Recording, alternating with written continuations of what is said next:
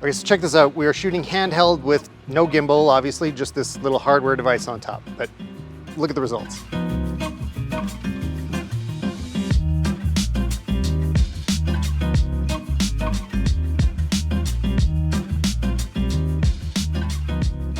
All right, we've all shot running gun and it looks too jittery. You don't want to necessarily wear a big harness with a hook over your head to keep it stable. And you don't want to carry a gimbal around. Steady cams are expensive. Like, it's not simple to have steady movement on a handheld camera, but I found a crazy solution. They actually reached out to me. This is SteadXP, and we're going to be comparing it to some other forms of stabilization. What I'm wondering is if you can replace this with this.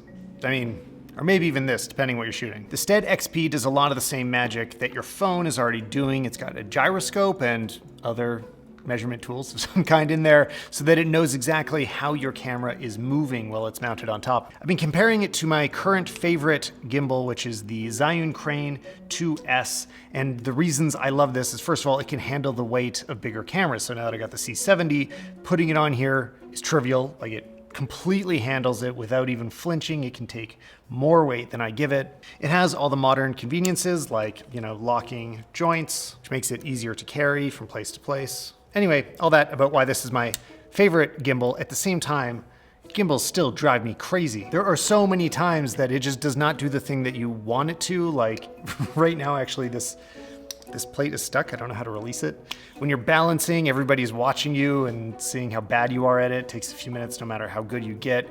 And when you're operating, it is just less precise. And of course, I mean, it's a lot bigger than this. So there's a lot of reasons to want to get rid of a gimbal when you don't need it. It complicates things a lot, even if it does a good job. Do you have any idea how many people are watching this video and are not subscribed to this channel right now? It's a lot. It's this many. So just a reminder, if you needed one, you can subscribe. I won't mind. We're at Lake Louise today and we're gonna test a few different stabilization methods. We've got the Canon C70 with the Sigma 20mm 1.4 lens mounted on it. And I've got the wooden camera top handle so I can hold it while we're going down. Now this isn't very stable on its own. So we've added the SteadXP. It's gonna go in the hot shoe mount on the wooden camera plate. And then we've got the Zhiyun Crane 2S. Finally, the iPhone 12 Pro, which is what we usually use, and it has great internal stabilization. So let's see how the three compare. We shoot a lot of ski content, but usually it's just on the iPhone because carrying a gimbal up to the top of the hill is a pain. But looking at this footage from the SteadXP, this completely sells it to me. I mean, it's smooth. Like all of a sudden, it's usable. If you just go down the ski hill without any sort of external stabilization, it is way too bumpy. I didn't have a Canon R5 with its stabilized sensor or any super stabilized lenses to compare with. They might do a half decent job. But seeing the SteadXP with nothing else mounted to it, like this looks incredibly smooth. So this is a case where I'm pretty positive we'll end up using the SteadXP for commercial stuff in the future. We also took the gimbal down the ski hill. Now, this is a pain to carry around all day. It wasn't fun. And then setting it up at the top of the hill with gloves on takes a little bit of time. And as you're going down, you have to be a lot more confident skiing with all that extra weight held out in front of you. And as you'd expect, the gimbal does take some of the shake out, but not that much. It actually doesn't look totally smooth. And what may or may not be obvious looking at this footage is that I'm also not operating it nearly as well. I'm not as precise about where I want to look because I have to rely on the gimbal dragging just behind my movements, which there's a bit of that disconnection. Compared to with the SteadXP, I can just immediately quickly pan back and forth, look at whatever I want, and it's always there instantly. Now, if you want the ultimate in smoothness, you can put the SteadXP on top of your gimbal, and now it's really smooth. This is part of the idea of it, is that you could put this on top of even a Steadicam, like anything professional that is already stabilizing the camera to take out any little micro jitters that might be left.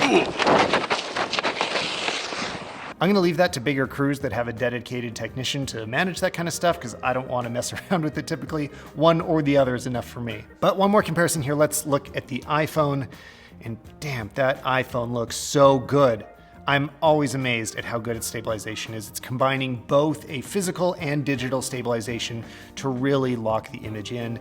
And I mean, I think we underappreciate just how solid most phone footage is these days. Of course, it varies depending which version of the iPhone you have, but this is the iPhone 12 Pro, so it's the lens that's stabilized rather than on the Pro Max, it is the sensor. If you're shooting on the ultra wide, then it's just digital stabilization, but all of them look very great and usable.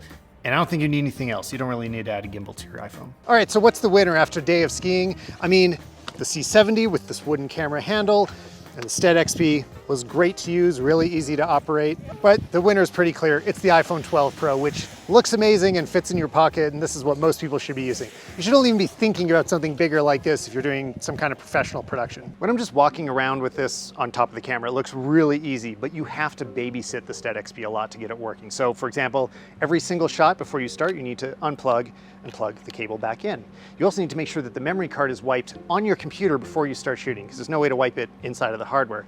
You also need to make sure that the audio levels are set to the right volume on your camera, because otherwise the SteadXP signal won't be recorded, and that your audio inputs are set to the mic jack or RCA, or whatever you're using that the SteadXP is going to. You also need to set your shutter angle to something like, well, I've got mine at around like 1/150th of a second shutter speed, and before each shot you need to do a quick jerky movement up and down, which allows the SteadXP software to sync up with the camera on the computer later. But you also have to make sure that there's nothing directly in front of the frame when you do that. It has to be a wide open area. I don't even know which things I forgot. There's more of them, but there's a lot to remember, and every time I shoot with it, I'm kind of worried that I might be screwing it up. When the SteadXP works, it really looks like magic. I mean, right now, Marco is just shooting with like totally no stabilization at all, just on 24mm lens, and now I'm shooting on the 20mm, and I bet it looks pretty rock solid.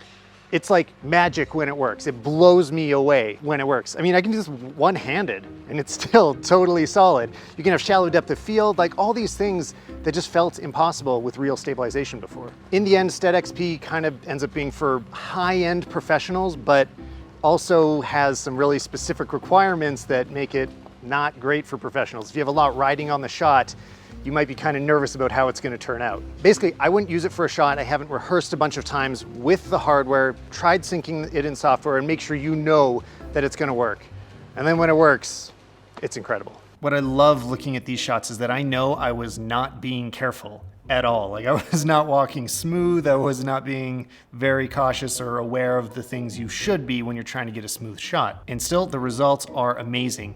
There's even these ones where I was holding the camera over my head. Of course, I can't hold it stable like that, but it still looks great. When you stabilize with the SteadXP software, it does need to crop in. They recommend about 15%, which often you don't need that much. I found that even at 10, 7%, it can still be enough, especially if you're being careful when you're walking, you're not shaking too hard. And even then, it might be only a couple of frames that are shaking so much that you see little black edges appear in the video. So it doesn't feel like there's a big compromise there, but you do want to shoot on a slightly wider lens than what you plan on using. And in case you're wondering, because I was, depth of field does not affect anything about the SteadXP results, so often we're shooting at 1.4 on the Sigma 20mm here, so it's wide open, blurry background, doesn't change a thing. Looking at the iPhone again, that is buttery smooth. The iPhone looks so good.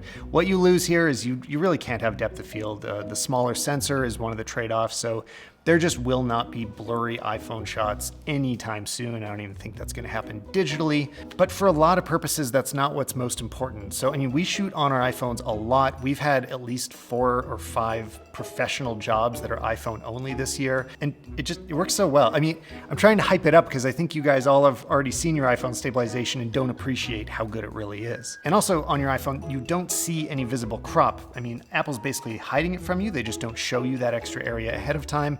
But that's great. You don't have to know about it, don't know what you're missing, and it just feels natural while you're using it. Let's say you're feeling creative and ambitious enough to invent something like the SteadXP, or you just want to make a short film, or you're a photographer, or any kind of artist at all. You need a website to represent yourself, and the best place to do that is Squarespace. You already know Squarespace, how great their templates look, and if you've ever been to my website, then you've seen it in action. Squarespace is the perfect place to design your home on the internet.